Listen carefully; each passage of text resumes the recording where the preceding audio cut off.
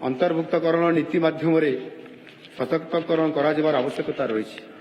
ओडिशा हेउछि जगतर नाथ श्री जगन्नाथंकर पवित्र भूमि। जगन्नाथ संस्कृति सामाजिक श्रेणी और राजनैतिक परिसर ऊर्ध्वे समस्त मानविकतार छत्रछाया तले एकत्रित करिअछि। आम सरकार अनुसूचित जनजाति अनुसूचित जाति और अन्य पछुआ वर्गर उन्नति पर प्रतिश्रुतिबद्ध।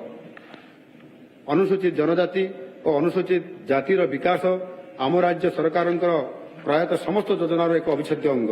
मोटामोटी भाव में 2024-25 आर्थिक वर्ष कार्यक्रम बजेट रे चिन्हट होइतिबा योजनागुड़िकर ट्राइबाल सब कंपोनेंट एवं एससी सब कंपोनेंट अधीन 63,457 कोटी टंकार प्रस्ताव रही। आम राज्यर आदिवासी ग्रामगुड़िकर विकासर आह्वान को मुकाबला करने आदर्श आदिवासी ग्राम कार्यक्रम शुभारंभ कर लक्ष्य रखिछु।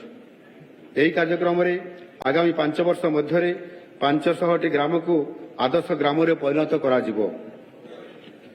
यही योजना को प्रभावशाली करने राज्य केंद्र योजनार संयोजन माध्यम आदिवासी ग्रामगुड़िकर बहुमुखी आह्वान मुकाबला करा जिवो।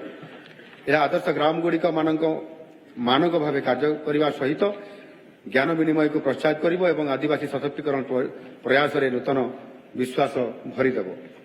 बाचस्पति महोदया दक्षता विकास आय सृष्टिकारी योजना माध्यम अतिरिक्त नियुक्ति सुजोग सृष्टि करी अनुसूचित जाति संप्रदाय मध्य दारिद्र्य ह्रास करने राज्य में प्रधानमंत्री अनुसूचित जाति अभ्युदय योजना पीएम अजय कार्यकारी करा जिवो।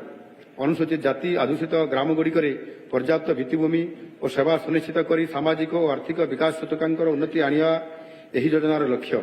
मुख्यतः आकांक्षी जिला और अनुसूचित जाति बहुल ब्लॉक रे साक्षरता हार वृद्धि एवं विद्यालय और उच्चतर शिक्षानुष्ठान नामलेखा को प्रोत्साहित करने गुणात्मक शिक्षानुष्ठान एवं आवासिक विद्यालयगुड़िक आवासिक सुविधा उपलब्ध कराइबा यही योजनार अन्यतम लक्ष्य।